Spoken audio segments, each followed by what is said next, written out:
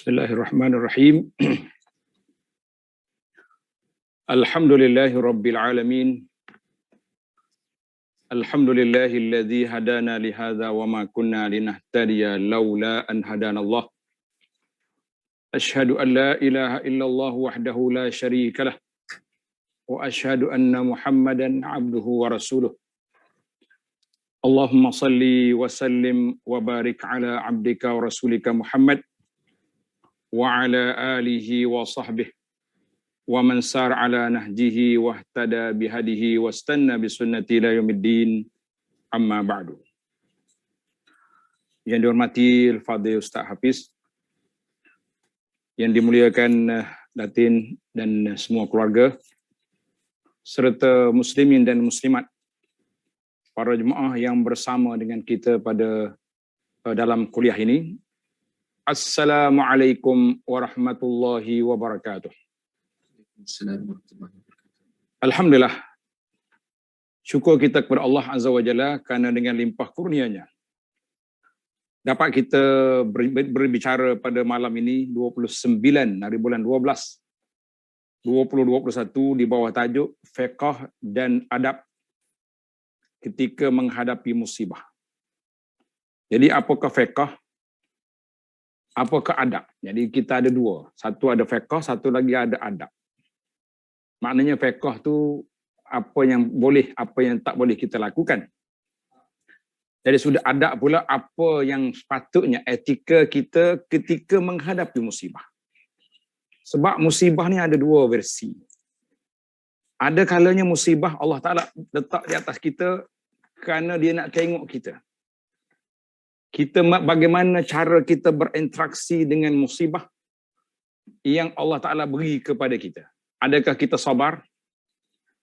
Adakah kita tidak sabar? Ataupun kita menerimanya dengan cara baik atau menerima dengan cara orang panggil tak baik. Dua-dua tu merupakan perkara yang sangat penting di dalam kehidupan seorang Muslim. Seorang Muslim, yang penting bagi dia iaitulah bagaimana menghadapi suasana yang begitu gawat. Iaitu suasana yang diperlukan ketika kita menghadapi ujian daripada Allah Azza wa Jalla. Sebelum kita terus kepada bicara kita, fiqh dan adab, saya mulakan dengan firman Allah Ta'ala, A'udzubillahi minasyaitanirrajim. Dalam surah Al-Anbiya ayat 35, Allah Ta'ala sebut, wa nabluukum bisyarri wal khairi fitnatan wa ilaina turja'un. Wa nabluukum bisyarri wal khairi fitnah. Kami uji kamu dengan perkara yang tak baik dan juga dengan perkara yang baik. Maknanya ada kalanya Allah uji kita dengan perkara yang buruk. Contoh yang paling dekat lah, yang paling dekat yang kita hadapi sekarang, iaitulah berlakunya banjir. Kita masih lagi kata orang dalam banjir. Saya tengok sahabat-sahabat saya, biasa sahabat kita ni ustaz, jadi kebanyakannya kerja dia orang sekarang duduk jemur kitab. Allahu Akbar. Saya ni kalau nak kira sudah melalui peristiwa ini. Mungkin tuan-tuan ingat banjir besar di Kuala Krai 24 Disember 2014. Kitab di pondok saya tu 5 lori. 5 lori. Lori yang apa ni, lori batu. Ambil kitab pergi buat pelupusan. Pihak kerajaan lah, pihak pejabat agama yang ambil. Dia 5 lori tuan-tuan. Sekarang ni saya tengok sahabat-sahabat saya pula duduk jemur kitab. Kita kata Allahul Musta'an. Allah SWT lah yang memberi kesabaran pada mereka dan mengganjari kepada mereka pahala yang besar di atas sabar menghadapi ujian yang kita kira nak kata kecil hati pula orang yang kena ujian. Tapi kalau nak kira dengan orang lain, mungkin lebih besar lagi. Dia tak sama. Ujian banjir dengan ujian terbakar. Beza. Ujian banjir kita boleh tengok lagi barang-barang kita. Kecuali beberapa rumah yang langsung tinggal tangga kan. Tinggal rumah ya, tinggal tangga yang ada. Sebab tangga penuh dengan batu. Tapi ada lagi ujian berat, iaitu kebakaran. Kebakaran tak nampak apa. Apa benda pun kita tak ada. Kain tak ada, debu, tinggal debu je, kata orang, tinggal abu. Maka itu semua ujian daripada Allah Azza wa Jalla. Wa nabluukum bisyarri. Allah kata, aku uji kamu dengan perkara yang tak baik, wal khair, dan juga dengan ujian dengan kesenangan. Dua-dua tu fitnatan, adalah satu fitnah. Fitnah itu mana ujian. Allah Ta'ala beri kepada kita cubaan sebab dia nak tengok. Fitnah ni apa dia? Kita ni bila sebut fitnah, kita ingat fitnah ni orang tuduh kita tak baik, kan? Orang tuduh kita pecah amanah, orang tuduh kita makan rasuah, orang tuduh kita macam-macam tuduhan, itu fitnah. Tuan-tuan kena ingat, fitnah ni banyak kategori. InsyaAllah sempena dengan perbincangan fiqh kita akan huraikan ujian itu apa dan fitnah itu apa. Dua-dua ni senang susah. Allah kata wa ilaina turja'un. Tujuannya supaya kamu kembali kepada Allah Azza wa Jalla. Surah Al-Anbiya ayat 35. Makna bagi seorang mukmin, yuqin, dia yakin semua benda itu baik. Karena itu di antara doa yang disebut oleh para ulama, alhamdulillah, segala puji bagi Allah yang dipuji baginya fi kulli syai', dalam semua perkara. Orang lain kalau buat tak baik, kita tak puji. Kan? Contohnya orang ni buat tak baik kita tak boleh puji dia sebab dia buat tak baik. Tapi Allah, kita kena kata, waktu kita kena musibah, kita kata alhamdulillahi ala kulli hal. Allahumma ajurni fi musibati. Waktu kita dapat kesenangan, kita kata alhamdulillah. Hamdan laka ya Rabb. Segala puji bagi Allah, syukur kepadamu ya Allah di atas nikmat yang engkau anugerahkan. Maknanya la yuhmadu. Tidak dipuji dalam perkara yang tak baik kecuali Allah Azza wa Jalla saja. Kita boleh puji Allah dalam semua perkara. Dan kita kena puji Allah dalam semua perkara. Yang baik kita puji dan kita syukur. Yang tak baik kita puji Allah dan kita sabar. Ini ilmu akidah. Mungkin Ustaz Api boleh panjangkan lagi lah dalam kuliah-kuliah yang akan datang. Apa makna la yuhmadu ala makruhin siwa? Tak ada orang lain dipuji yang buat benda tak baik kecuali Allah saja. Kan? Sebab walaupun dia takdirkan kita dapat benda tak baik, tapi kita kena puji Allah Azza wa Jalla. Itu dia panggil fiqh. Jadi dari sudut cubaan. Jadi cubaan Allah uji kita dengan susah, senang. Baik, kategori cubaan pula, kategori musibah pula apa dia tuan-tuan? Musibah ni yang biasa, musibah dalam kehidupan. Dia panggil musibah dalam perkara dunia. Alhamdulillah 2 tahun kita telah menghadapi musibah COVID. Sekarang ni keluar COVID mazhab baru pula. Dia panggil umrun apa benda. Kebetulan orang balik umrah, dia kata bawa umrun. Macam nama tu macam nak kena kau orang umrah je tak. Tak pergi umrah tak ada umrun. Balik umrah jadi umrun. Nah. Balik umrah bawa COVID umrun. Macam-macam. Sebab itulah ahli-ahli konspirasi kata tengok nama pun macam rancang dah tu. Kau balik mari Mekah umrun. Allahul musta'an. Kita minta perlindungan Allah Taala daripada segala jenis COVID. Itu dipanggil ujian dunia. Ujian dunia susah, berlaku bencana, banjir, kebakaran, berlaku banyaklah benda-benda yang berlaku, kita kata itu ujian dari bentuk dunia. Yang kedua, ujian dari sudut kita sendiri, sakit. Dia tak kacau orang, tapi dia sendiri itu sakit. Ada orang yang berpenyakit daripada kanak-kanak sampai mati. Ada orang berpenyakit separuh jalan. Ana dulu, Ustaz, alhamdulillah, sebelum umur 40 tahun dulu, saya ni pantang dia. Pantang apa? Pantang jumpa. Orang ajak makan kambing, bismillah. Ajak makan ayam, bismillah. Ikan, bismillah. Sekarang ni pantang sungguh. Ustaz, makan kambing, Ustaz. Tak boleh naik darah. Ajak makan kunafah, kuih yang manis, yang Arab punya tu. Tak boleh, darah kencing manis dah tinggi. Sudah. Apa benda pun dah mula. Ini pantang sungguh. Dulu pantang jumpa, sekarang ni pantang larang. Berbeza. Itu dia panggil ujian atas kita. Yang besar daripada tiga-tiga bala ini, iaitulah al-ibtila' fid din, bala dalam agama. Ini yang kita takut. Sebab yang lain-lain tu kita tak kata kecil. Tuan-tuan dan puan-puan kena faham bahasa. Kan? Kita kata itu semua bala, tapi bala nak banding dengan agama, sebab bala dunia dia berakhir. Kata di ahli-ahli fikir, dia kata kesalahan peguam membela anak guam dia bawa ke mana? Bawa ke penjara. Kesalahan doktor bagi ubat bawa ke kubur. Kesalahan ustaz memberi fatwa bawa ke neraka. Mana yang lebih berat? Tentulah yang ketiga lebih berat. Maka dalam ujian itu, bala itu, iaitulah bala yang paling besar, bala apabila kita diuji dalam beragama. Na'udzubillah, kita minta berlindung Allah Ta'ala daripada bala yang besar ini. Pernah satu hari, seorang murid tengok orang ni kaya. Senang hidup dia. Kaya raya dia. Habis, dia tapi tak solat. Keluarga dia tak solat. Tak tutup aurat. Jadi dia pun kata, Syekh, tengok ni, Allah Ta'ala bagi kesenangan kepada orang ni. Kan? Happy je hidup dia, tak ada masalah apa-apa. Kita yang duduk zikir pagi, petang, siang, malam ni, Masya Allah, kata orang makan kais pagi, makan pagi. Kais petang, makan petang. Kenapa ni? Agak-agak tuan-tuan nak kata apa? Tuan-tuan apa nak jawab apa soalan pelajar ni kepada Tuan Syekh?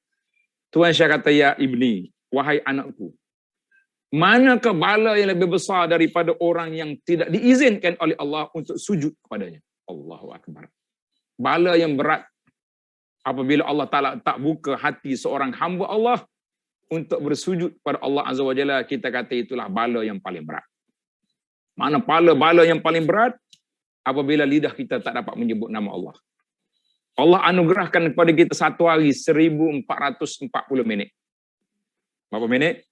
1440. Tuan-tuan, saya tak nak suruh tuan-tuan kira dah sebab masa kita terhad. Banyak lagi ni. Ni baru dalam mukadimah baru ni. Dalam fiqh bala baru. Fiqh musibah. Kan? 1440 minit. Kalaulah satu hari satu malam kita tak boleh sebut subhanallah, alhamdulillah, wala ilaha illallah, wallahu akbar dalam masa 1440 minit, kita tak boleh sebut 100 kali, 200 kali. Di mana muka kita nak berhadapan dengan Allah Azza wa Jalla? Aku bagi 1000 minit satu hari, engkau nak tarik 20 minit, 15 minit untuk sebut nama aku tak tersebut. Di manakah kita? Bagaimana kita nak bertemu dengan Allah dengan wajah yang begini malas untuk menyebut nama Allah Azza wa Jalla? Jadi para jemaah sekalian, itu dia panggil ujian. Fitnah itu mana ujian? Fitnah bukan kata orang tuduh kita saja. Fitnah itu ujian. Tapi ingat, di akhir ayat Allah kata apa? Wa ilaina turja'un. Kamu semua akan dikembalikan kepadaku. Bila kita tahu, bila kita dikembali kepada Allah, maka apa persiapan kita? Apa yang kita nak buat? Apa perkara yang perlu kita lakukan? Sebab kita nak kembali kepada Allah. Di sinilah iman kita kepada Allah Azza wa Jalla. Maka ketika datangnya musibah, ketika datangnya bencana, di situlah kita kena ingat kepada Allah Azza wa Jalla, bahawa Allah beri kita ujian dengan dua sebab. Tuan-tuan dan puan-puan, saya dah tanda. Nanti Ustaz Api boleh tanya soalan. Siapa boleh jawab, kita bagi hadiah. Saya kalau nak hadiah buku PDF, saya bagi. Nak hantar, nak. Orang kata Ustaz, banyak hadiah. Boleh je, kita bagi buku-buku yang sedia ada. Allah Ta'ala beri bala kepada hamba dia dengan dua sebab. Sebab yang pertama, kalaulah dia ni orang soleh, kalau dia orang ni soleh, orang yang baik, Allah nak angkat darjat. Sebab itu Nabi SAW bila ditanya, siapakah orang yang paling kuat kena bala? Siapa orang yang paling kuat menghadapi ujian? Qala al-anbiya. Nabi SAW mengatakan para Nabi. Asyaddun nasi bala'an al-anbiya. Orang yang paling kuat diuji oleh Allah Azza wa Jalla, Nabi. Sebab apa? Allah nak angkat darjat. Dan yang paling teruk diuji oleh Allah Azza wa Jalla di saat akhir, di saat wafat, siapa? Nabi SAW. Sehingga kena Sayyidah Aisyah radhiyallahu anha berkata, aku tak pelik lagi. Aku tak rasa cemburu lagi. Tengok orang lain mati senang. Apabila aku tengok Rasulullah SAW di saat nak wafat, begitu gawat.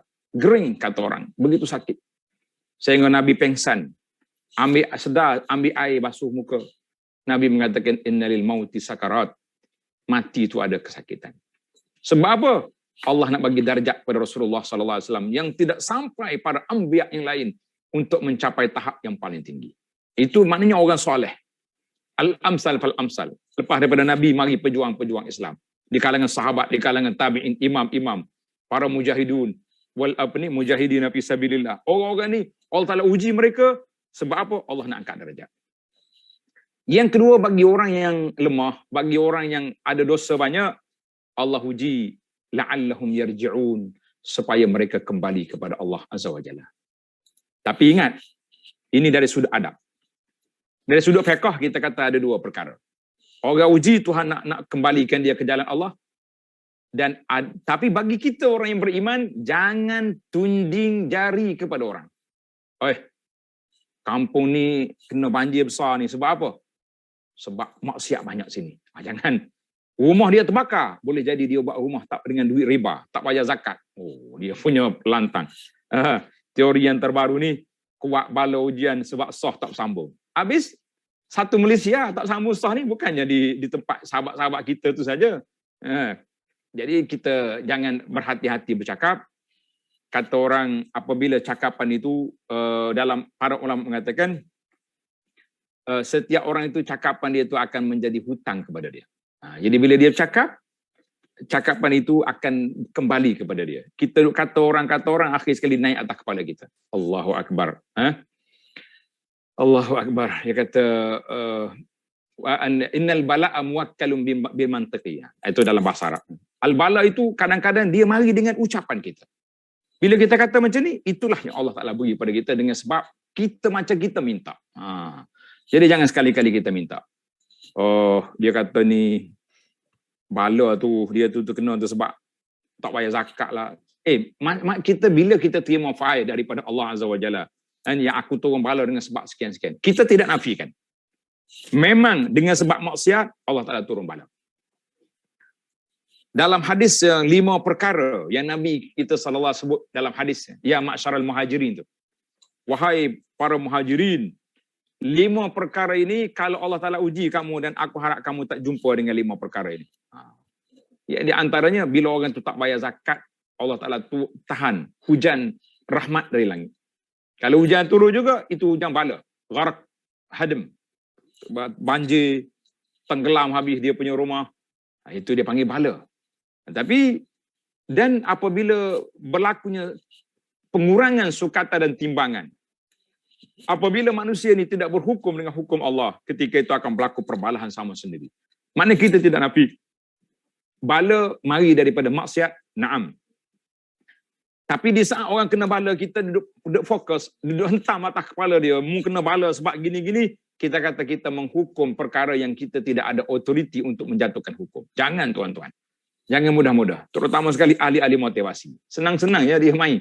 Allahu Akbar. Saya kadang-kadang saya rasa sedih. Bila pergi motivasi, dia suruh pejam mata, angkat tangan. Siapa dia tak salah, angkat tangan.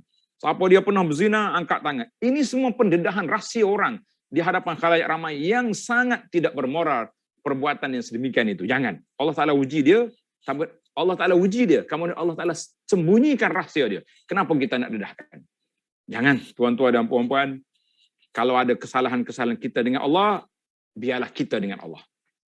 Nahnu ma'allah, kita dengan Allah. Bangun malam tahajud. Kalau bangun berdua suami isteri, duduk jauh-jauh. Suami bilik sana, suami bilik sana. Isteri bilik sana. Sebab apa? Sebab masing-masing nak mengadu pada Allah. Jangan tunjuk warak. Duduk depan, isteri duduk amin belakang. Ya Rabbi, aku dulu gini. Isteri duduk senarai. Itu ayah ni, Pak Haji ni boleh tahan juga. Segala benda ada dengan dia. Patutlah anak-anak dia macam ni. Sudah. Dia dengar pula isteri dia, ya Allah aku dulu gini-gini. Bahaya dia ni. Anak sulung tu anak kita kan anak siapa? Tengok. Boleh menimbulkan curiga, mencurigai. Allah Ta'ala tutup rahsia. Kita jangan buka rahsia. Kalau rahsia terdedah, kita bawa kepada pihak pengadilan. Contohnya benda ni telah terjadi. Baik. Dalam hadis Nabi SAW, dengar tuan-tuan, hadis ini dikeluarkan oleh Imam Bukhari dan Muslim. Sabda Nabi SAW, ma yusibul muslim min nasabin, wala wasabin, wala hammin, wala hazan, wala adha. Nabi kata, tidaklah seorang muslim itu kena ujian, kena sakit, kena bala, kepenatan, kerisauan, Tengok dia beza antara hammin wala hazani. Ham tu macam kita risau dengan benda yang akan berlaku. Lepas je banjir, orang keluar pula statement. Akan berlaku banjir besar lagi. Akan berlaku sekian-sekian. Ini semua kacau semua ni. Jadi menimbulkan humum. Menyebabkan orang jadi stres. Jadi duka cita, jadi takut. Hazan itu peristiwa yang terlepas. Kita kehilangan harta, kehilangan keluarga, kehilangan jawatan, itu dia panggil hazan. Ham, benda akan datang. Hazan, benda yang dilepas. Kan? Sebagaimana Nabi Yaqub, innama ashku bassi wa huzni ilallah. Jadi Nabi kata semua stres, duka cita, sedih, orang panggil Kelantan kata serabut perut. Wala azab, segala jenis penyakit, hatta syaukah, kita berjalan tertusuk duri, illa kana lahu biha ajr. Nabi SAW mengatakan orang itu akan dapat pahala. Bila dia sabar. Jadi kita kena, bila kita ditimpa musibah, kita kena sabar. Jangan mengamuk. Ada orang tanya dari sudut fiqhnya, Ustaz, boleh tak saya letak di Facebook? Kita letak di Facebook sekadar nak maklumkan, tidak menjadi masalah. Apabila berlaku kematian, kita letak di Facebook mengatakan orang ini meninggal dunia. Sekurang-kurangnya orang tahu dia sudah meninggal. Masing-masing mendoakan Allahumma ufillahu, Allahumma arhamhu. Tapi kalau masyarakat Melayu ni kalau sebut bagi orang mati, jam handphone kita gitu. Orang panggil bersombak dalam grup WhatsApp, pakat duduk copy paste stiker Al-Fatihah.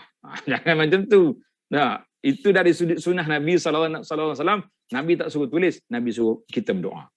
Bila kita dengar musibah, kita kata inna lillahi wa inna ilaihi raji'un. Nanti kita sebut nanti Allahumma ajurni fi musibati. Ya Allah, berilah pahala kepada aku dengan musibah yang menimpa aku. Wa akhlif li khairan min, dan ganti ke aku lebih baik. Macam mana nak ganti lebih baik? Ni terbaik barang saya yang hilang ni. Terbaik, kita kata terbaik. Tapi bagi di sisi Allah Ta'ala mungkin tidak terbaik. Kereta yang saya beli, barang-barang yang saya beli ni, Allah, kita kata yang terbaik. Pengalaman saya lah dengan sahabat-sahabat yang belajar dulu. Kita ni dapat beasiswa daripada universiti. Separuh daripadanya kita simpan untuk beli kitab setiap tahun. Apabila ada pesta buku antarabangsa di universiti, beli.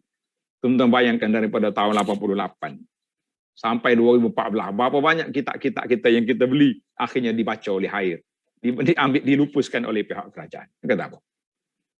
Yang terbaik lah, kita kata ada lagi lebih baik. Boleh jadi, boleh macam-macam boleh jadi. Seorang penulis kitab, nama dia Al-Wafa'ul Wafa', apa nama kita? As-Samhudi, yang tulis sejarah Madinah tu, Wafa'ul Wafa' bi Akhbal Mustafa tu.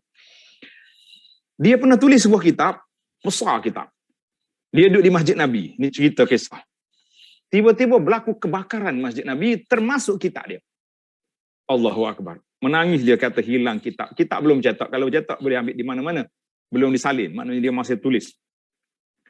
Kemudian dia tulis kitab baru. Lepas itu Khulasatul Wafa'. Ringkasan kepada Al-Wafa'. Kemudian menangis. Dia kata boleh jadi. Waktu aku tulis Wafa' Al-Wafa' terlalu excited, terlalu semangat, terlalu nak sempurna. Boleh jadi ada dalam niat aku yang tak apa comel. Allahu Akbar. Ulama-ulama. Bila berlaku macam ni, dia muhasabah. Tak perlu orang lain hukum dia. Dia sendiri yang muhasabah diri dia. Boleh jadi, dia kata dalam tu ada perkara yang tidak kena pada aku. Kita kata kalau macam ni, kita terpaksalah kena banyak muhasabah, koreksi diri, apa keadaan kita bila menerima sebarang musibah. Jadi Nabi kata, semua yang menimpa kita, kana lahu biha ajrun, orang tu dapat pahala. Masya Allah. Dalam hadis yang lain, Nabi gambarkan watak seorang mukmin. Nabi kata, ajaban li amril mu'min, inna amrahu kullahu lahu khair. Pelik orang mukmin ni. Semua urusan dia baik berlaku. Walaisa zalika li ahadin illa li mu'min. Nabi kata tidak ada sifat ini, watak ini kecuali bagi seorang mukmin. Kalau dia dapat sarak, berita gembira, nikmat, syakar, dia syukur, fakana khairallah. Itu baik bagi dia.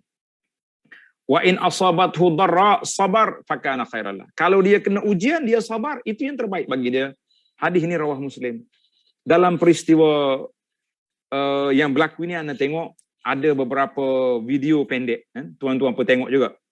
Saya tak nak puji orang depan-depan, tapi kalau dah terpuji, kita puji je lah. Nah, bagaimana seorang makcik yang duduk atas tangga rumah dia sudah hilang.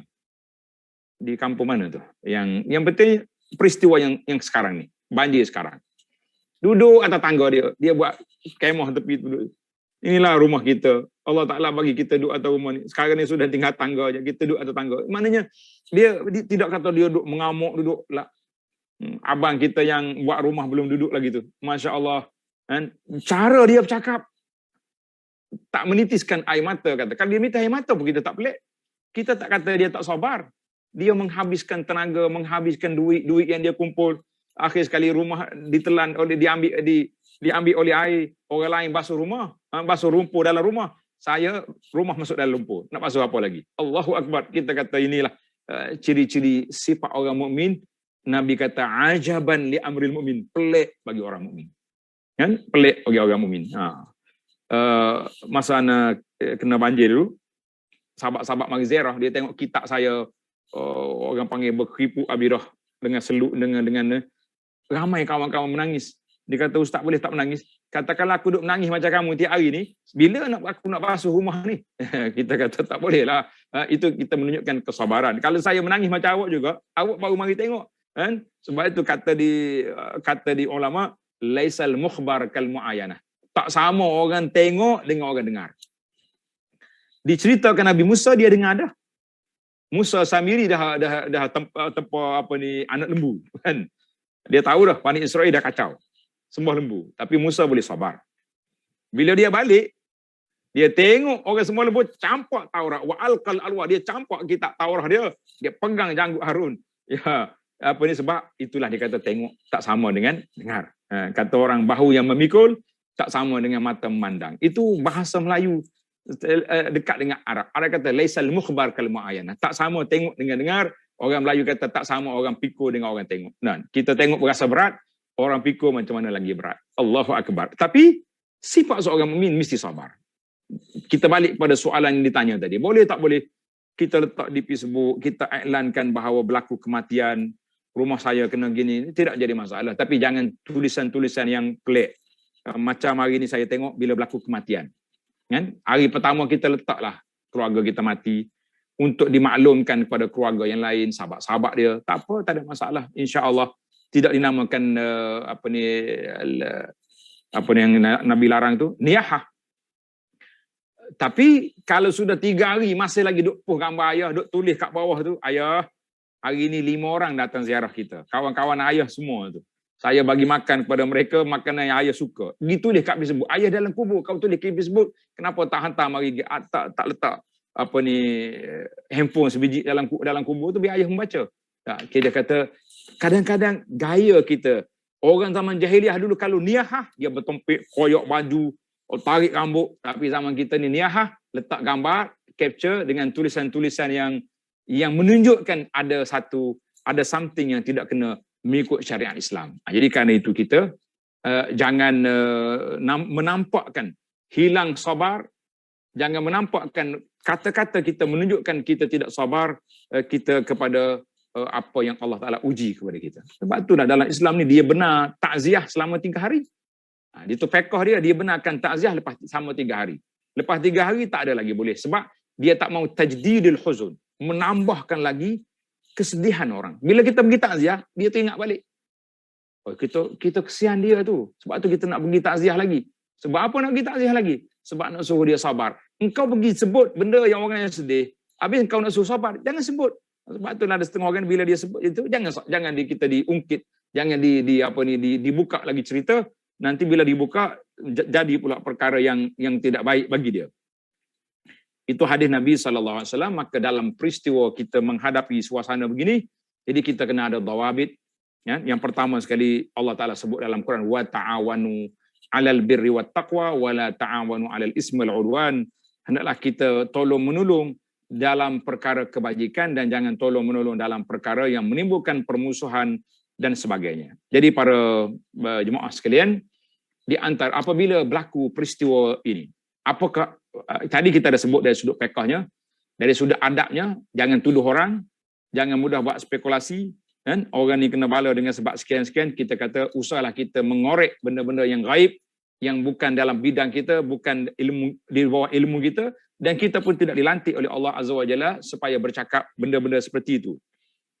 Cuma bila mari suasana sekarang, timbul soalan, macam-macam soalan datang. Apa yang patut kita buat bila berlaku musibah? Apa yang patut kita buat? Sekarang ni kita kena tengok, kita duduk di mana? Ketika berlaku musibah ni, awak berada di mana? Di tempat musibah ke jauh daripada tempat? Saya jauh. Kalau jauh, perkara yang pertama sekali, yang kita kena beri bantuan kepada saudara kita, iaitulah berdoa kepada Allah Azza wa Jalla. Kita doa, inna lillahi wa inna ilaihi raji'un. Ya Allah, kita semua ni daripada Allah, kepada Allah kita kembali. Allah ma'jurhu fi musibatihi. Kalau kita yang kena, Allah ma'jur ni, ya Allah berilah kepada aku ni pahala. Tapi bila kawan kena, Allah ma'jur, ya Allah balaslah dia. Berilah kepada pahala kepada di atas musibah yang kau timpakan padanya. Wa akhlifu khairan min. Dan gantikanlah dia perkara yang lebih baik daripada yang mereka hilang. Bagaimana Tuhan nak ganti baik? Itu kuasa Allah. Yang penting, bila kita baca doa ni, para pelajar sekalian, para jemaah sekalian, yang pertama sekali, apa dia? Kita telah beramal dengan sunnah. Beramal dengan sunnah Nabi SAW. Yang kedua, kita juga telah berdoa memohon supaya Allah ganti kepada sahabat kita ni yang lebih baik. Cara Tuhan nak ganti, jangan tanya. Bukan kerja kita nak tanya Tuhan nak ganti apa. Jangan. Jangan kita minta yang tak baik. Kata di Al-Imam Al-Hasanul Basri, seorang ulama tabi'in. Hasan Basri ni seorang ulama tabi'in. Dia kata apa? La takrahul balayal waqi'ah. Mu jangan benci kepada bala yang berlaku. Kita bukan minta, tapi kalau sudah berlaku. Dan segala perkara tak baik yang menimpa kamu. Fala rubba amrin takrahuhu fihi najatu. Ada kalanya benda ni kita tak suka, tapi itu yang melepaskan kita daripada api neraka. Wala rubba amrin, ada perkara yang kamu suka, itulah yang mencelakakan kamu, na'udzubillah. Sebab itu kita tidak tahu. Cuma kita kata alhamdulillah ala kulli hal, segala puji bagi Allah di atas semua perkara. Kan? Banyak kalau kita baca cerita-cerita motivasi, kan? Banyak cerita. Ada orang ni, Masya Allah, dia duduk satu tempat. Tiba-tiba orang mari langgar dia. Kereta dia jatuh dalam gang. Dia pun nak marah. Tiba-tiba tempat yang duduk, tempat dia parking tadi tu, rupanya rumah sebelah tu runtuh di kawasan tu. Tuan-tuan bayangkan kalau kereta dia tidak dilanggar, dia tak masuk dalam gang. Apa akan jadi? Jadi kepuklah dia. Keretanya dia sendiri ditimbus dalam tanah. Mati terus. Ya ni kau duduk dalam gang, kereta rusak tapi tuannya Masya Allah buka pintu, keluar balik. Assalamualaikum. Tuan-tuan boleh tarik kereta saya keluar. Kita kata itu yang kita tak tahu. Ada kalanya Allah uji kecil, nak menyelamatkan lebih besar. Kalau kita nak tengok, ceritanya agak jauh sikit lah. Ya. Macam cerita Nabi Musa dengan Khidir. Bapak budak tu kehilangan anak. Nabi Khidir matikan budak tu. Bala tu. Tapi Allah kata apa? Budak ni kalau besar, menyebabkan mak ayah dia jadi kafir. Bala besar lagi. Baik tak ada anak daripada ada anak yang mengkufurkan kita. Jadi kita tidak tahu. Itulah kata-kata Imam Al-Hasan Al-Basri kata, mu jangan benci kepada ujian yang Allah timpa, kita tidak tahu. Boleh jadi itulah menyebabkan kita akan mendapat kelepasan daripada api neraka ataupun kelepasan di alam dunia ini sendiri. Kita boleh lepas daripada bala yang kita tidak sangka. Daripada bala yang kita tidak sangka. Allahu Akbar. Kata Syekh, seorang lagi ulama salaf, dia kata Al-Fadlu bin Sahal. Bukan Fudail. Al-Fadlu bin Sahal. Dia kata inna fil ilali la ni'mah. Dalam ujian Allah uji kita sakit itu ada nikmat. La yanbaghi lil aqil an yajhala. Tidak sepatutnya bagi seorang yang berakal abaikan mencari rahsia di sebalik ujian Allah Azza wa Jalla itu. Yang pertama apa dia? Bila orang itu sakit. Kita bila kita sakit, kita rasa apa kita rasa? Tak sukalah kan? Tapi kalau suka ke tak suka, ini kita cakap di alam nyata. Bila penyakit datang, pasti kita tak suka. Tapi penyakit bukan senang-senang dia boleh pergi begitu saja. Tak pergi.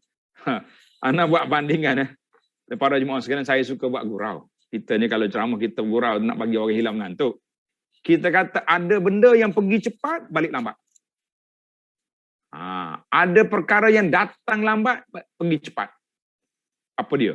Dulu tanya dah sekali. Hari ni nak tanya pula ni. Yang datang lambat, balik cepat.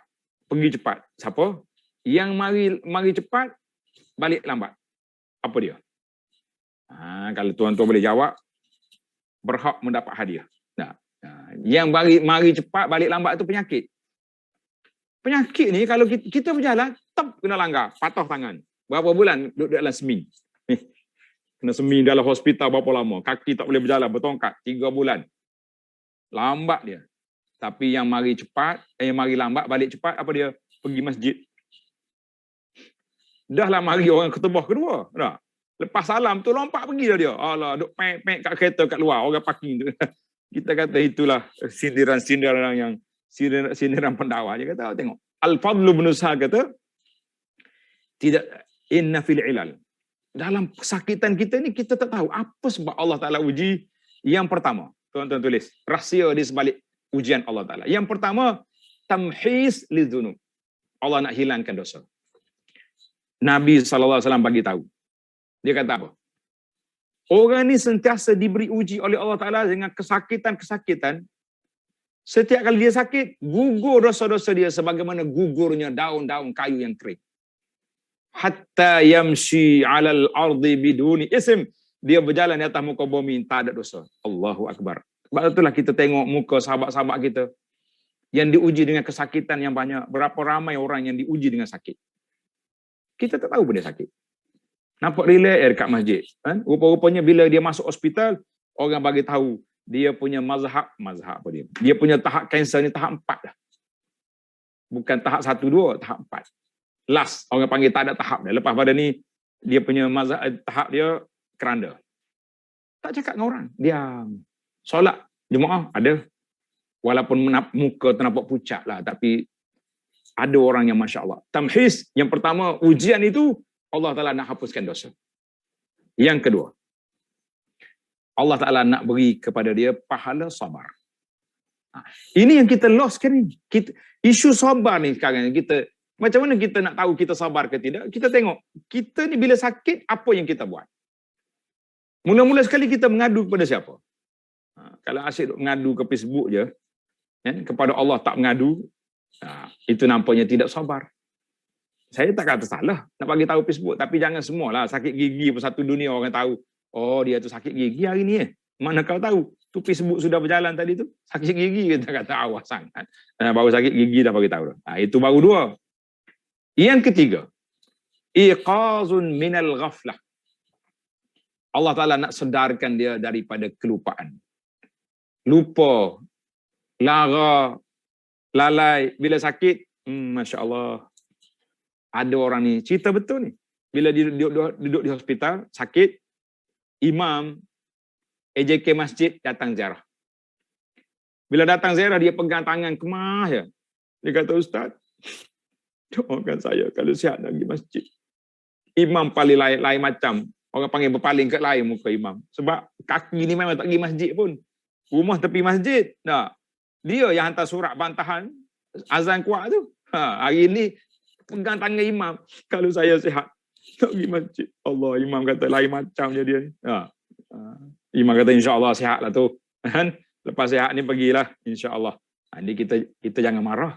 Waktu orang sakit tu jangan marah. Mu masa segar tak masjid sekarang ni baru ingat. Alhamdulillah. Allah kata apa? Iqazum minal ghaflah.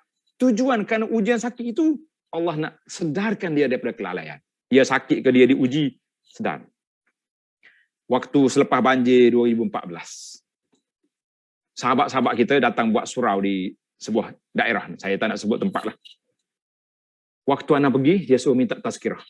Waktu surau dibuka, ada seorang. Nampak macam orang Kelantan kata orang gedebe. Tahu gedebe? Gedebe ni macam samsing lah. Samsing kampung. Abang besar kampung lah kita kata. Dia mari dia menangis. Dia kata, Ustaz, Nasib baik Allah hantar banjir besar sehingga saya hanyut ke surau. Tengok ayat dia, saya hanyut ke surau. Dulu kalau ustaz nak jumpa saya, tempat orang pelaga ayam, tempat orang duk judi, kita kata stop, jangan cerita. Alhamdulillah banjir datang, engkau hanyut ke surau. Menangis dia tuan-tuan. Allah, tengok. Iqaz minal ghaflah. Allah bagi ujian supaya kita lah. Tapi malangnya duduk di masjid. Satu tempat ada imam masjid bagi tahu. Ini cerita betul. Dia kata, ustaz saya sedih ustaz. Kata sedih apa? Penuh duduk di masjid ni. Rumah dah tenggelam. Hari tu hari Jumaat. Boleh solat Jumaat adalah bersih dah kawasan pun. Dekat Jumaat, tiba-tiba orang bagi tahu. Lori masuk. Ada NGO datang dari luar. Datang bawa mari barang-barang. Dia kata, kita nak solat Jumaat hari tu kena bilang orang. Turun habis daripada masjid. Semata-mata nak pergi tunggu barang di tepi jalan. Kita kata, Masya Allah, tabarakallah. Mereka belum sedar. Walaupun rumah telah ditenggelam air. Yang ketiga, yang keempat. وَتَذْكِرٌ بِالنِّعْمَةِ فِي حَالِ السِّحَةِ. Bila kita sakit, kita ingat nikmat sihat. Kata di para ulama, para ulama kata apa? Nikmat ni orang tak sedar illa liman iftaqadaha. Bila hilang baru kita, aku dulu suka sihat molek, sekarang ni baru kita tahu kita tak segar. Nikmat ni bila hilang baru kita sedar. Masa kita duduk dalam nikmat, kita tak tahu nikmat. Tuan-tuan, bila kita hilang, tahu, oh, dulu sedap ya, makan tak berpantang, sepantang jumpa je. Sekarang ni dah segala pantang ada. Yang kelima, istida'a'un lit-taubah. Dengan kesakitan ini juga, kita tercuit hati kita untuk bertaubat kepada Allah Azza wa Jalla, sebab kita ingat, aku nak mati. Baru ni ada seorang kawan, muda lagi dia positif COVID. Dan agak kritikal. Bawa ke hospital.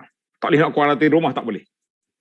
Habis tempoh kuarantin, dia mari masjid temenung. Lama duduk temenung. Saya kata, apa khabar ya akhi? Allah Ustaz, Alhamdulillah. Allah hidup balik saya. Saya ingat saya mati dah. Tak boleh bernapas. Tak boleh apa. Alhamdulillah, sekarang ni dia istiqamah dengan masjid. Ada je. Kalau dia tak pergi kerja, ada 5 waktu di masjid. Kita kata, Alhamdulillah, COVID datang, telah bawa awak ke masjid. Belum ni pun dia mari masjid. Tapi nampak sekarang ni lebih lama sikit di masjid tu. Kata orang, kita orang mukmin dalam masjid seperti ikan dengan air. Orang mukmin dengan masjid seperti ikan dengan air. Orang munafik dengan masjid seperti burung dengan sangkar. Tuan-tuan boleh bayangkan tidak dia punya bandingan ini. Orang mukmin ikan dalam air, tenang. Ikan dalam akuarium, dalam tempat duduk, oh happy dia kan. Tapi burung dalam sangkar asyik nak keluar aja. Biarlah kita dengan masjid seperti ikan dengan air. Jangan jadi macam burung dalam sangkar yang asyik nak keluar, asyik nak terbang. Gimana? Dengan sebab ujian ini, istida'at li taubah, Allah Ta'ala nak bagi peluang untuk kita bertaubat. Yang terakhir, wahadda ala sadaqah. Dan Allah Ta'ala galakkan kita supaya bersedekah. Kita ingat, duit nak apa? Ada seorang toke kedai. Dia kata, Ustaz, waktu berlaku banjir, dalam poket saya, kalau tak silap anak, 20,000 cash dalam poket. Kan berlaku banjir itu malam, dia tak sempat lagi simpan dalam bank. 20,000 dalam poket, Ustaz, duit. Tapi apa boleh buat? Saya nak sebotol air, orang tak bagi. Sebab apa tak bagi? Dia kata, awak orang kaya. Saya kaya dengan duit kertas ni orang tak minum. Takkan aku nak minum air hujan? Dia kata, betapa nikmatnya sebotol air, walaupun duit ada banyak, tapi tak berguna. Di saat itu. Tengok. Maknanya kita, bila orang diuji, kita kena sedekah banyak. Sekarang ni sahabat-sahabat kita masih dalam ujian, kita mengatakan kita sedekah. Sebab itulah bila mari isu seperti ini, para jemaah sekalian, kita kena tengok, dia panggil fiqh aulawiyat. Fiqh keutamaan. Apa yang kita nak buat? Fiqh keutamaan ni apa yang patut kita buat? Saya teringat kepada satu kata-kata ulama. Imam Fakhruddin Ar-Razi rahimahullah, dia kata, seorang wanita bawa minyak pergi jumpa dengan seorang syekh ulama besar dan berkata, Tuan Syekh, gunakan minyak aku ni untuk mencerahkan masjid. Masjid dah cerah dah, tapi dia tambah lagi minyak nak suruh macam meriah sikit lagi lah.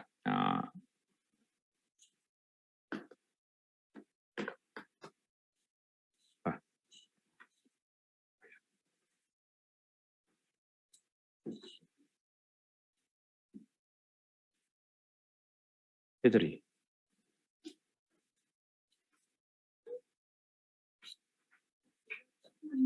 Baik,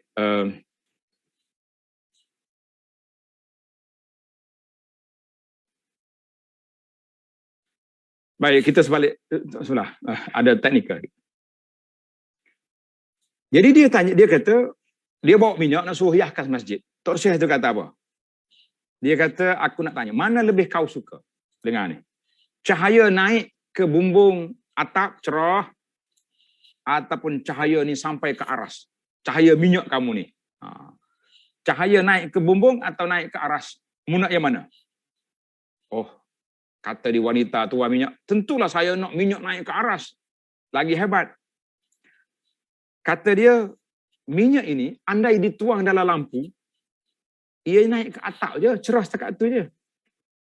Tapi kalau kamu tuang minyak ni ke dalam mulut orang fakir, orang yang kelaparan di tempat kita sekarang, insya-Allah cahayanya naik sampai ke aras. Sebab itulah kata dia, isba'us sajid aula min zinatil masajid. Mengenyangkan orang sujud lebih utama daripada menghiasi masjid. Sekarang ni tuan-tuan, kita tengok sahabat-sahabat kita, rumahnya sudah tenggelam. Barang-barang dia rusak. Kita sibuk lagi nak buat masjid comel-comel. Nak pergi bersihkan rumah orang ni, bantu bagi makan kepada mereka, berilah apa yang mereka perlu. Maka pengalaman saya waktu banjir, yang pertama sekali, mula-mula kena banjir, dia nak makanan. Makanan tak ada makanan, nyanya. Kemudian kita kena beri kepada dia tempat tinggal. Tilam, hamparan, kalau ada bantal, ada selimut, kan mesti hujan banjir sejuk, bagi itu. Kemudian jangan bagi lagi beras, belum. Dapur tak ada, beras buat apa? Saya tengok ada seorang video makcik tu. Kau bagi beras ke aku? Dapur pun tak ada. Macam mana mau makan? Buat bagi makanan tu. Sekarang peringkat yang pertama minggu awal ni, bawa je makanan-makanan yang dah ready, dah dimasak. Kemudian jangan lupa, tenaga kerja tu besar diperlukan. Iaitulah pergi bersih rumah dia. Ada yang saya tengok selut sampai ke betis pun ada. Selut sampai ke kaki. Macam-macam dia punya label selut. Kita kata inilah waktunya kita kena belajar fiqh al-aulawiyat. Jangan bagi lagi. Oh, ada setengah NGO dah kumpul Quran nak bagi. Sabar dulu. Mereka tak boleh baca Quran lagi sekarang. Mereka mau makan dulu. Mereka mau bersih ke rumah. Bukan mana tak baca Quran. Tapi dia panggil fiqh aulawiyat. Bila dia dah masuk rumah, kita bawa rak buku, kita hantar Quran, hantar buku agama, hantar buku fardu ain, itu cantik. InsyaAllah. Jadi para jemaah sekalian, itu dia panggil fiqh aulawiyat. Mana yang patut kita mulakan, kita mula yang tu. Jadi jangan rempuh masuk. Dan satu lagi, pengalaman saya menghadapi suasana banjir dulu, saya mengatakan perlunya ada penyelarasan NGO yang datang dengan orang tempatan. Kena ada penyelarasan. Kami nak pergi dari sini, dari Kelantan. Contohnya 100 buah kereta, 4x4 bawa makanan. Di mana tempat kita nak pergi? Kita kena cari orang di tempat yang banjir, kita minta biar ada orang atur. Kumpulan ni mari sini. Kumpulan ni pergi sini. Kalau tidak, macam pesta dia punya tempat banjir. Kereta jam tak tahu nak gimana. Saya tahulah. Pagi-pagi lepas subuh saya tengok di masjid saya bertimbun makanan, pakaian terpakai duduk di tangga masjid. Saya kata siapa mari ni? Entahlah semalam kereta masuk, dia buka-buka dia letak itu, ada kata bagi siapa nak. Dia pun pergi. Sebab dia nak balik tak tahu nak letak di mana. Kan? Jadi timbunan yang paling banyak timbunan, minta maaf cakap pakaian terpakai. Allah. Saya kata ambil lah, buat tilam ke, buat lembek ke, buat banyak sangat. Sebab orang ni bukan orang kebakaran. Orang rumah tenggelam, pakaian dia ada, dia boleh basuh je. Kan? Tapi bukan tak ada pakaian langsung. Maka kita kata itu dia fiqh aulawiyat. Jadi Ustaz Hafiz, itu jelah pembentangan kita. Sekarang ni kita pergi kepada bual bicara ataupun sesi perbincangan. kalau ada soalan-soalan daripada para peserta kita, silakan. Baik, jazakallahu khairan katsiran al-fadhil Datuk Dr. Abdul Basit Abdul Rahman hafizahullah taala di atas perkongsian berkenaan dengan fiqh dan adab dalam menghadapi sebarang musibah yang kita lihat pada hari ini berkait dengan COVID-19 dan juga banjir, termasuk antara musibah ialah kebakaran, termasuk juga antara musibah ialah penyakit dan sebagainya. Mudah-mudahan apa yang telah disampaikan oleh Fadil Ustaz itu dapat meningkatkan keimanan dan ketakwaan kita kepada Allah SWT, dan kita dapat belajar sifat sabar dalam menghadapi apa yang menimpa kita, apa jua sekalipun ujian ataupun musibah. Kerana daripada sabar itulah kita akan dikurniakan pahala oleh Allah SWT. Jadi soalan daripada penonton Ustaz yang kita tengok yang pertama sekali, dia tanya tentang Assalamualaikum Ustaz, baru-baru ini saya terbaca ada satu coretan daripada seorang ustaz yang menegur kalimah Allahu dan Allahu Akbar yang selalu orang komen di Facebook. Biasa orang tulis Allahu, komentar di Facebook. Katanya tidak patut jika kita ucapkan Allahu. Soalan saya, adakah ucapan Allahu itu salah? Tak, dia tidak secara mutlak begitu. Sebab rasanya Allahu tu dia ada zikir tertentu. Kalau kita kata Allahu, patutnya Allahu Akbar, ataupun patutnya Allah, berhenti setakat tu je. Tapi kalau Allahu pun dari sudut makna, kalau tidak dipahami dengan makna yang lain, makna batin, tidak jadi masalah. Allahu Akbar. Jadi cuma yang anak nampaklah daripada perbincangan itu ada makna lain. Macam dia buat zikir Allahu, akhir kali tak ada Allah. Hu. Dia punya transformasi kalau dia panggil tatawur daripada Allahu, akhir kali hilang Allah, takut jadi tinggal hu saja. Saya rasa Ustaz Apif banyak kaji Pak ni. Boleh huraikan Ustaz Apif, dari mana dia punya perkembangan transformasi daripada Allah kepada hu tu? Boleh cerita Ustaz? Sila fadhal. Kalau zikir daripada la ilaha illallah, kemudian diringkaskan kepada Allah, kemudian diringkaskan lagi kepada hu. Misalnya kerana takut bila kita sebut la ilaha illallah, sebut la ilaha, kemudian dimatikan Allah Ta'ala, maka tak sempat. Jadi kufur dia, sebab menyatakan bahawa tidak ada Tuhan. Itu yang setakat anda faham lah. Maka sebab itu diringkaskan hu, itu merujuk kepada Allah. Tapi dia bukan jadi zikir lah. Jadi adalah sunnah. Allahu itu kalau setakat ialah komen yang biasa kita dengar, macam Datuk Basit katalah, dia tidaklah secara mutlak jadi bermasalah ataupun jadi salah, sebab dia adalah kalimah Allah. Baik, Datuk Basit, kita tengok soalan yang seterusnya berkenaan dengan antara mereka yang diuji dengan mereka yang tidak diuji banjir, Ustaz. Siapa sebenarnya yang paling beruntung? Macam mana?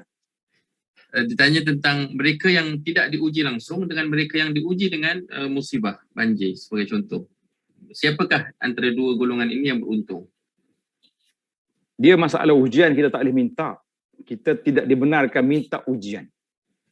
Nabi larang. Ada seorang sahabat bila dia pergi jumpa Nabi, pak jaga dia ke, Abah, dia kata, apa yang aku nak minta? Nabi kata, salullah al-afiyah. Kamu minta dengan Allah Ta'ala keselamatan, kesejahteraan. Jangan minta bala. Ada seorang ni dia pergi minta macam dia cabar. Dia kata, ya Allah, ya Tuhanku, sekiranya aku bersalah, hukumlah saya atas dunia. Uji saya sekarang. Jadi ketika itu Allah Ta'ala, Nabi kita salah larang.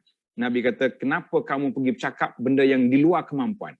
Patutnya kamu minta salullah al-afiyah, minta selamat. Jadi sekarang ni kita nak kata orang diuji dengan tak diuji, mana baik? Kita kata ada dua-dua. Kan? Allah Ta'ala nak uji sebab nak angkat darjat dia. Dia lebih baik daripada kita yang tak kena uji. Allah Ta'ala nak uji sebab dia lara. Dia lebih baik daripada kita sebab dia sudah yutan balik. Sebab itu ada setengah ulama kata orang yang tak pernah berdosa dengan orang berdosa kadang-kadang lebih khusyuk orang yang berdosa yang telah bertaubat. Sebab bila dia teringat dosa dia akan menangis sungguh-sungguh. Ya Rabbi, tubtu ilaik, ya Allah, aku bertaubat padamu, ya Allah, aku menyesal. Tapi orang tak pernah buat dosa, dia nak menyesal dengan apa? Dia tak pernah buat dosa. Mungkin dia rasa dia lebih baik, mungkin dia rasa. Jadi kita masalah benda ni nisbi. Ini perkara yang subjektif, tak boleh nak jawab.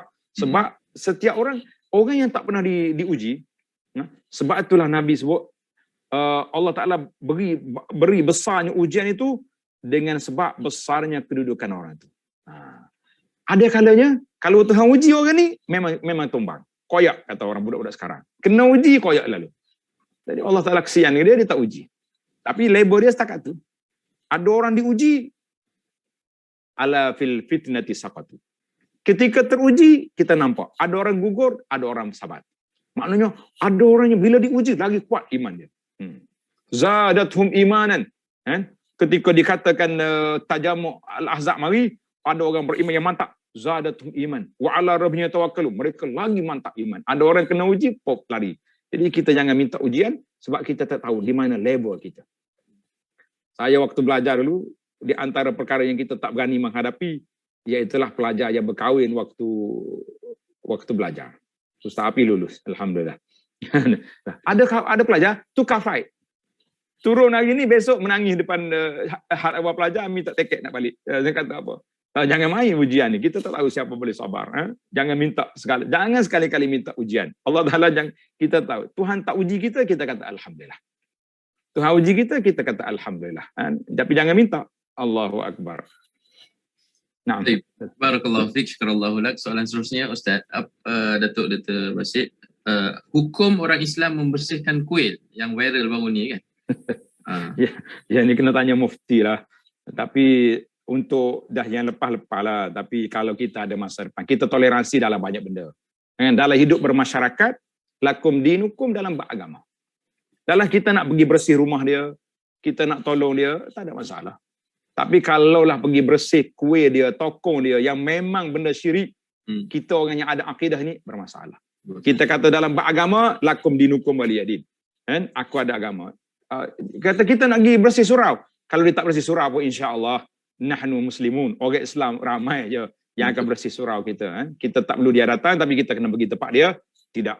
Jadi dalam masalah toleransi, naam kita toleransi. Dalam masa hidup bermasyarakat, betul kita hidup bermasyarakat. Kita boleh bantu rumah mereka. Kita jangan pula waktu nak bagi makanan, Muslim, non-Muslim, no. Lah, bagi. Kita bagi semua orang makan sebagai seorang manusia. Tapi dalam bab nak pergi bersih dia punya kuil ke, nak pergi bersih dia punya tokong ke, berhala, kita kata tidak. Kita ada prinsip, kita ada etika dalam masalah ini. Dia pun tahu sebenarnya. Dia pun tak suruh, tapi kita nak pergi. Itu kena hati-hatilah.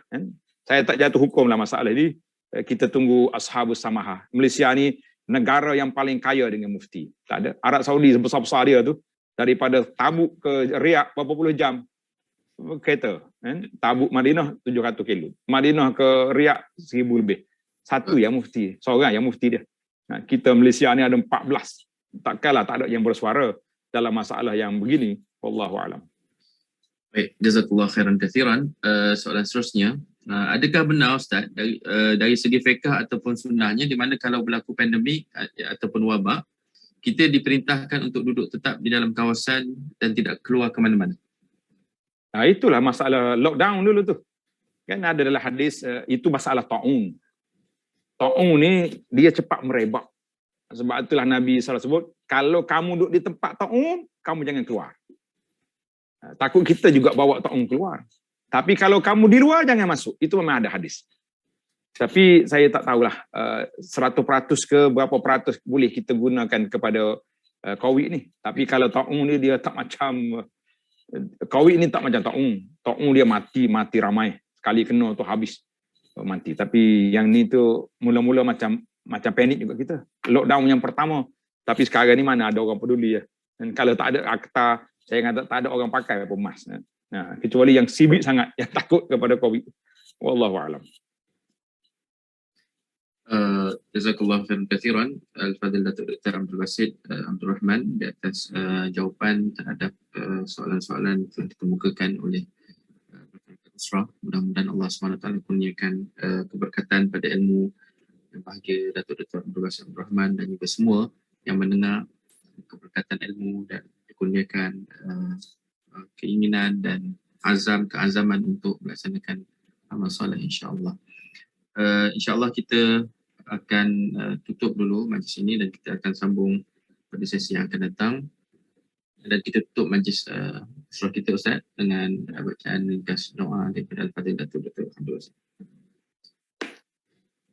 Bismillahirrahmanirrahim. Alhamdulillahi rabbil alamin wassalatu wassalamu ala rasuli rabbil alamin wa ala alihi wa sahbihi ajma'in. Allahumma inna nas'aluka bi asma'ikal husna wa sifatikal ula wa bi kulli ismin huwa sammaita bi nafsak aw anzaltu fi kitabik aw ista'sarta bi fi ilmil ghaibi 'indak an taj'alal qur'anal azim azima rabi'a qulubina wa dhahaba humumina ya arhamar rahimin. Ya Allah, kami mohon dengan nama-Mu yang maha indah, dengan sifat-Mu yang maha tinggi, supaya Engkau jadikan Al-Quran itu penenang hati kami, penawar bagi jiwa kami, dan pemandu ke dalam hidup kami, ke jalan Engkau redha ya Rahman Rahimin. Ya Allah, di saat kami menghadapi sedikit ujian, bala, bencana, banjir, hujan, dan juga perkara-perkara yang tidak baik yang berkaitan dengan Ya Allah, selamatkanlah negara kami, selamatkan negeri kami, selamatkan kami dan keluarga kami, dan orang-orang yang kami sayangi, semua warga kita di sini daripada bencana banjir, bencana COVID, dan segala bencana yang tidak baik. Ya Arhamar Rahimin. Ya Allah, cerahkanlah dada kami untuk beramal dengan kitab-Mu, mempelajari Al-Quran, mencintai Al-Quran, dan berpegang dengan sunnah Nabi Muhammad SAW dari sudut amalan kami, pegangan kami, dan juga gaya hidup kami. Ya Arhamar Rahimin. Ya Allah, kembalikan kami dan keluarga kami ke jalan Engkau redha, ya Allah, serta mati hidup kami dalam keadaan beriman, hidup kami dalam keadaan diredai oleh-Mu, dan mati kami dengan husnul khatimah. Ya Arhamar Rahimin. Ya Rabbal Alamin. Rabbana la tuzigh qulubana ba'da idh hadaitana wa hab lana min ladunka rahmah innaka antal wahhab. Rabbana atina fid dunya hasanah wa fil akhirati hasanah wa qina azaban nar. Wa sallallahu wa sallama wa barak ala Muhammadin wa ala alihi wa sahbihi ajma'in. Walhamdulillahi rabbil alamin. Wassalamualaikum warahmatullahi wabarakatuh.